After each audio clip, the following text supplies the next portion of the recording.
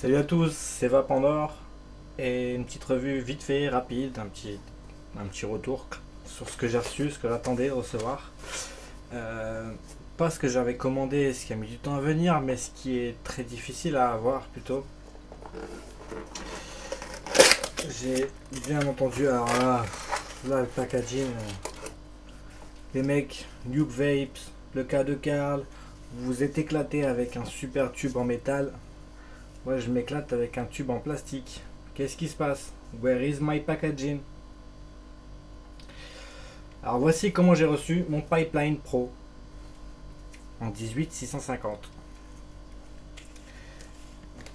Une sorte de grosse vis. Ça ressemble à ça. Une grosse vis. D'accord. Et le pipeline à l'intérieur. Je vais pas vous faire la revue sur le pipeline. Pas la peine. On l'a déjà une accu. Ouais. Je vais pas vous faire une revue sur le pipeline, ça sert à rien. Il y en a trois qui ont été faites, c'est suffisant. Donc avec le petit manuel qui va bien, avec je ne fume plus, je vapote. Il aurait dû avoir un truc et je signe le FVI, mais bon, c'était pas écrit. Donc ça c'est dit, j'ai reçu ça aussi avec un petit cadeau. Donc le Custard Fuel que je goûterai prochainement, promis. Voilà, c'est tout. C'est ma petite réception du pipeline. Alors par contre, ce que je peux faire, vu que je vous ai sous la main, donc j'ai le Quantique et j'ai le Pipeline Pro. Je vais visser un atto dessus. Alors au passage, voici le Russian 91% que vous avez l'habitude de voir dans les revues. Le Russian ne passait pas sur le Pipeline Pro du patron de communecigarette.com. Il l'a en 18500 et en fait il se vissait pas. Alors soit ils ont corrigé ça avec le nouveau batch, soit le sien a un problème. Mais j'ai vu sur les forums que d'autres Russian ne passaient pas sur les pipelines. Je n'ai pas compris, je sais pas pourquoi. Bref, moi je suis content, il passe. Moi qui pensais devoir mettre que mon Squape dessus. Mon clone, dédicace à Fred. Mon Squape clone, mon V-Squape. Mais qui fonctionne très bien. Et qui me suit tous les jours. Donc j'ai pu mettre mon Russian et je suis content parce que franchement, c'est un plaisir.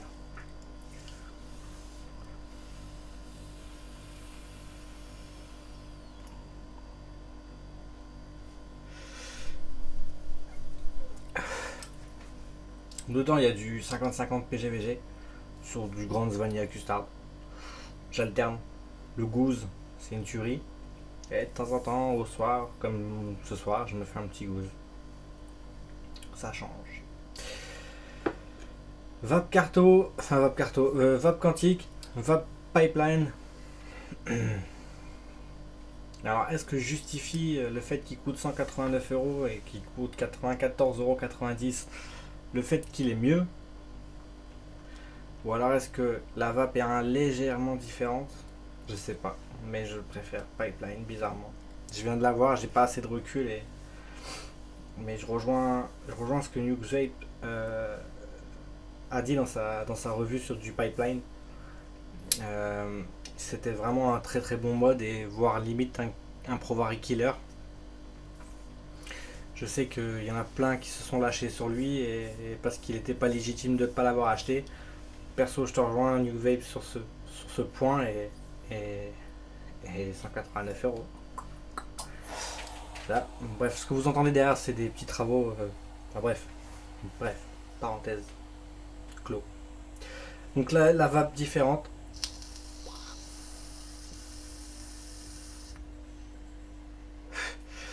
Donc je suis un liquide en 40-60, en 60 VG. Je suis sur 10 watts. Et je vais faire la même chose sur le pipeline. Sans le heat protection. Non, pas de heat protection.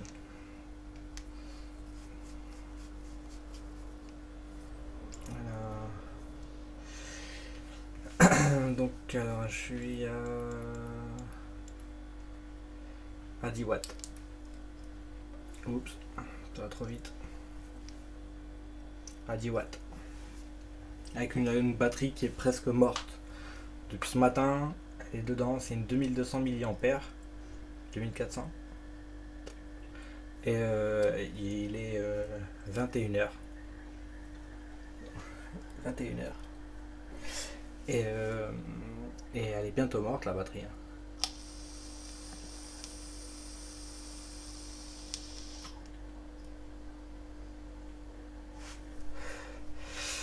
Non, c'est clair que la vape est vachement plus lisse, vachement plus ronde. Et j'irais même jusqu'à dire que 11 watts avec 10 watts avec un Pipeline Pro équivaut à 11 watts sur un Quantique. Niveau puissance au ressenti. Courant continu, je pense. Courant alternatif, c'est certain. Peut-être il y a une différence là-dessus, j'en sais rien. Perso, je les aime tous les deux. Les deux, je les garde, les deux sont en moi. Et les deux, je m'en sers. Donc comme ça, au moins vous savez. C'était mon petit retour sur le pipeline. Qu'est-ce que j'allais vous dire? Ouais, j'ai reçu d'autres choses. Des atos, des clear tanks pour Russian, pour Keifen, pour un home maître. Je vais même peut-être faire la revue du chargeur i4, Nightcore i4. Pourquoi pas après tout? Je me l'ai pas eu. En attendant, prenez soin de vous. Allez signer cette pétition quand même, enfin ce manifeste, ce truc de FVI. Ça prend une carte d'identité et 4 minutes de votre temps. C'est pas long, je vous le rassure, vraiment je vous assure. Et je conseille aux shops français qui reçoivent du monde chez eux.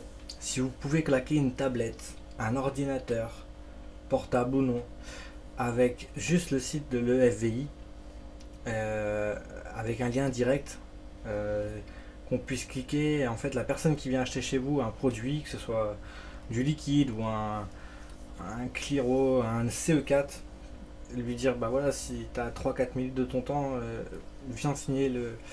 Tu prends ta carte d'identité, tu mets juste le numéro, à la rigueur un petit suivi du vendeur, et franchement ce serait top.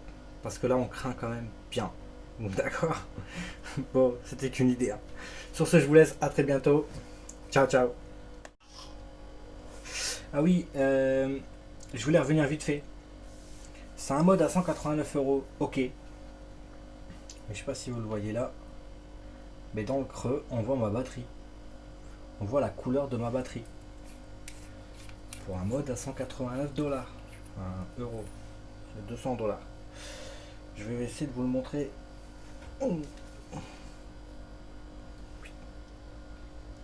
Là-dedans. Vous voyez ou pas? Hop.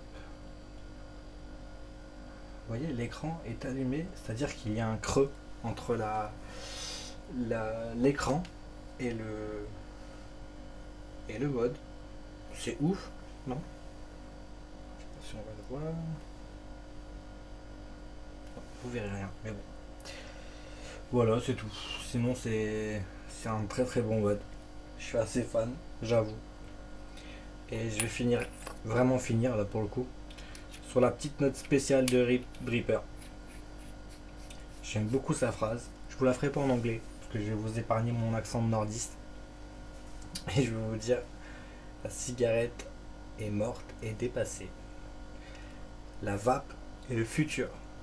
Et le futur, c'est maintenant. Ciao.